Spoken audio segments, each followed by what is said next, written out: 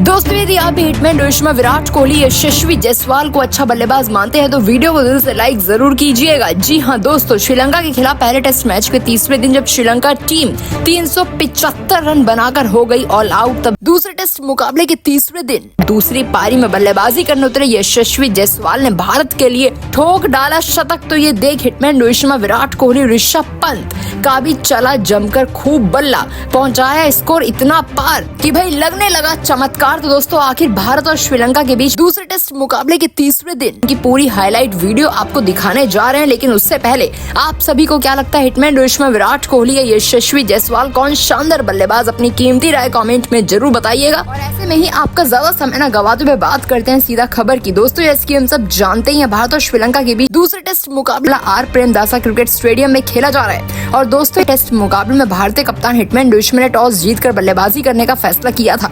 जहाँ team India ने पहले बल्लेबाजी करते हुए हिटमैन रोहित शर्मा के शतक, रविंद्र जडेजा, सरफराज खान की ताबड़तोड़ बल्लेबाजी के बलबूते पर 436 रन बना दिए थे। अब दोस्तों श्रीलंका की टीम इस जवाब में उतरी तो दूसरे दिन का मैच समाप्त होने तक श्रीलंका की टीम ने 8 विकेट गंवाए थे और 264 रन बना लिए थे। अब मैदान पर लहिरू कुमारा और प्रभात जयसूर्या टिके हुए थे, लेकिन दोस्तों इन दोनों बल्लेबाजों को आउट करने का काम भारत के गेंदबाजों ने तीसरे दिन किया तो सही, लेकिन दोस्तों देर काफी ज्यादा हो गई थी। इन दोनों बल्लेबाजों ने मिलकर अपनी टीम के लिए 100 रन एक्स्ट्रा बना दिए, जिसके चलते ये बढ़त जो कि भारत के पास 160 रन की नजर आ रही थी वो घटकर सीधा 57 रनों की हो गई। ऐसे में भारतीय टीम फंसती हुई दिखाई दी। हालांकि श्रीलंका की टीम ने अपने 10 विकेट 375 रनों पर गंवा दिए। अब भारत को पहली पारी के आधार पर 57 रन की बढ़त हासिल हो चुकी थी। और ऐसे में तीसरे दिन का मैच भारत की बल्लेबाजी के साथ लंच काल के बाद शुरू हुआ, जहाँ हिटमैन रोहित शर्मा के साथ यशस्वी जायसवाल एक बार फिर से भारत के लिए पारी की शुरुआत करते हैं। दोनों बल्लेबाजों ने आज ठान रखा था कि किसी भी हाल में अपनी टीम के लिए अच्छी शुरुआत करनी पड़ेगी। और क्योंकि पहले दिन यशस्वी जायसवाल मात्र 11 रन बनाकर आउट हो गए थे, वो विकेट गिर जाने के बाद भारत की टीम पर काफी ज्यादा दबाव बन चुका था, लेकिन आज ऐसा कुछ देखने को नहीं मिला।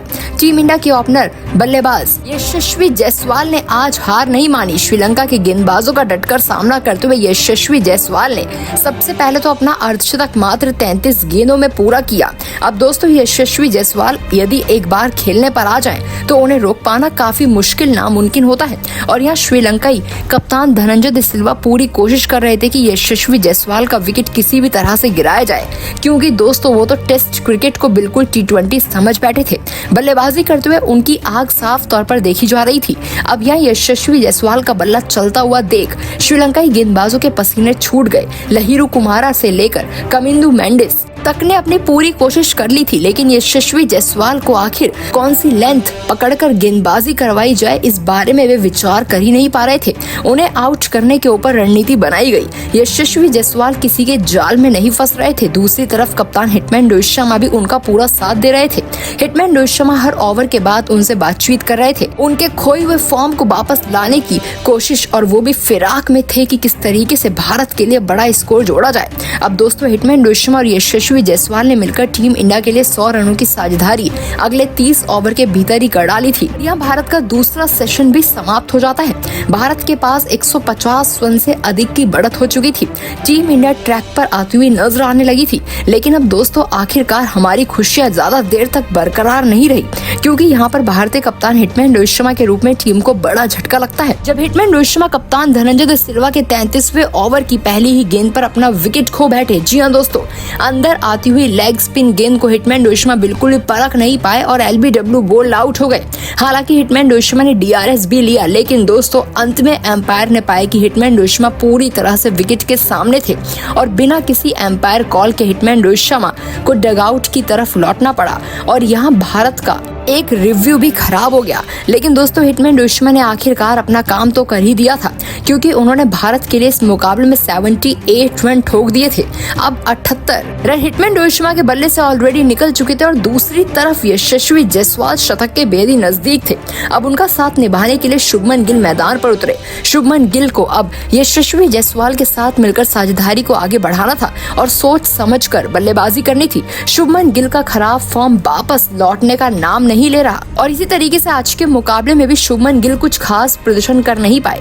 सस्ते में चलता हुए असिता फर्नांडो की आउटसाइड ऑफ की गेंद पर बैकवर्ड पॉइंट की तरफ शॉट खेल बैठे और वहां खड़े एंजेलो मैथ्यूज ने ये शानदार कैच लपक लिया। भारतीय टीम को दूसरा बड़ा झटका लगा जहां शुभमन गिल 24 रन का योगदान दे आउट हो जाते हैं। यशस्वी जायसवाल का साथ तो निभा नहीं पाए और अब दूसरे बल्लेबाज का आना बाकी था। यशस्वी जायसवाल के ऊपर भी लगातार विकेट्स गिरने के चलते दबाव साफ नजर आ रहा था, लेकिन वहीं चौथे स्थान पर बल्लेबाजी करने उतरे विराट कोहली दबाव को कम करने के लिए उतरते हैं, जब विराट कोहली और यशस्वी जायसवाल ने अब मिलकर साझेदारी को आगे बढ़ाया और इस दौरान यशस्वी जायसवाल ने अपना शतक भी पूरा कर लिया। यशस्वी जायसवाल ने 100 रन की पारी मात्र 84 गेंदों में खेल डाली। अपनी इस पारी में उन्होंने 13 खतरनाक चौके तो वहीं 4 बड़े छक्के भी ठोके और यहाँ यशस्वी जायसवाल का जैसे ही शतक पूरा हुआ वे अब रुकने वाले तो थे नहीं। अब इसी बीच मैदान पर टेस्ट क्रिकेट में बिल्कुल T20 जैसी बल्लेबाजी यशस्वी जायसवाल के बल्ले से देखने को मिल रही थी, लेकिन तभी तीसरा बड़ा झटका भारतीय टीम को फिर से धनंजय द सिल्वा ने दिया। धनंजय द सिल्वा ने यशस्वी जायसवाल को शॉर्ट पिच लेंथ की गेंद करवाई और दोस्तों यशस्वी जायसवाल आगे बढ़कर बड़ा शॉट खेलने की तलाश में गए, गेंद बल्ले से हिट नहीं हुई और सीधा पीछे खड़े हुए विकेटकीपर कुशल मेंडिस के हाथों में चली गई, जिसके चलते भारतीय टीम को ये तीसरा बड़ा झटका लगा। यशस्वी जायसवाल इस मुकाबले में 144 रन बनाकर इस मुकाबले में आउट हुए और वो अपने 150 रन के आंकड़े से भी चूक गए।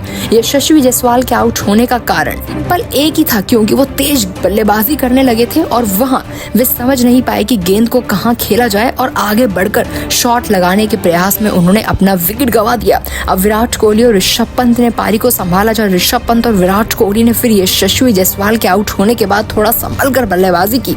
दोनों बल्लेबाज बस यही कोशिश कर रहे थे कि किस तरीके से आज के दिन के अंत तक अब कोई भी विकेट ना गवाया जाए।